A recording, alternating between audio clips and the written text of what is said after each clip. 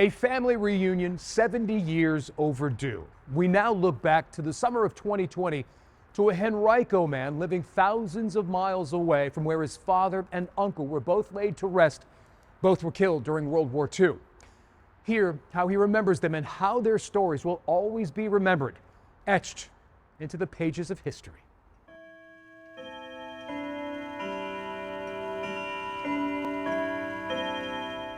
Time may heal wounds, Okay. but it doesn't always answer questions. This is a lot of, I guess you'd call it memorabilia. Les Lewis still wonders what may have been. That's my father, myself. Fading memories and a few personal effects He had hands the same size as mine. The rings fit. are all he has of William Lewis. I guess really having a full-time father was mainly what I missed out on. When he was just 4 years old, Yeah. He was drafted. Les's dad left the family farm on the Northern Neck to fight during World War II. It was pouring rain, and it was nighttime, and I remember driving up to the gates and him getting out and leaving. To my knowledge, that was the last time we saw him.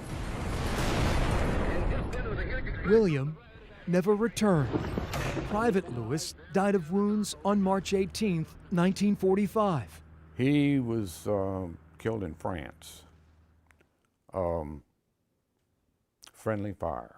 In Virginia, a stranger arrived to deliver the news. I saw him get out of the car and told my mother that he had passed away. I could see her like wilt. I remember that distinctly. Growing up, Les yearned to see his father one more time, but the pair was separated by 5,000 miles. William rests at Sicily Rome American Military Cemetery in Italy. Oh, pristine.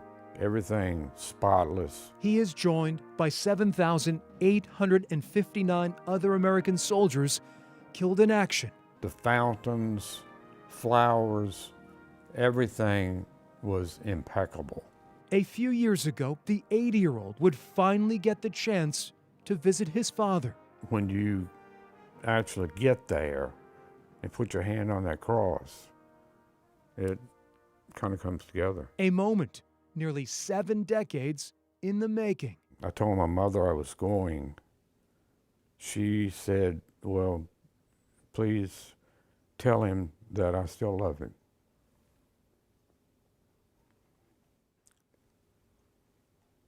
And I did. Les would need to pay tribute to someone else during the journey. This is my uncle, James Randolph Lewis. Buried right next to William, his younger brother James. My father is on the left. My uncle is on the right. Les's uncle died on the battlefield 6 months before his brother. He was 20. I don't think my grandfather ever got over it. He kind of went into a shell. Their parents chose to bury their only children side by side. Even though they're both gone, I mean, they pretty much are within arm's reach. So it makes me feel better. Les's family is not unique. 2 weeks ago, this came in the mail. The Lewis siblings Page 20. are featured in author Kevin Callahan's new book, Brothers in Arms. Extraordinary piece of work. Callahan writes 286 sets of brothers lie together in American military cemeteries across the globe. It's a permanent record for my family that 100 years from now, somebody could be looking at this same book. Chapter 1 humbles Les, It's almost like a dream. knowing his relatives will always be remembered. These two, to me, symbolize a great loss.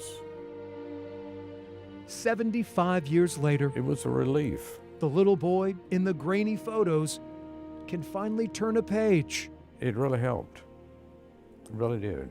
I wouldn't trade the experience for anything. Les Lewis's time with his dad and uncle lasted only 3 hours. Not long enough. but it was a family reunion. Well worth the wait. Until you put yourself in that cemetery, by that grave, you don't have full closure. And I do.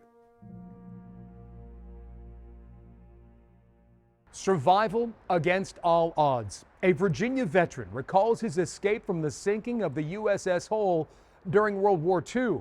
How he makes it home despite possibly being the last person cut out for life on the water. I'll be back to share his story on the news at 5. Right after the break, we'll go to news of the day. Back in the studio.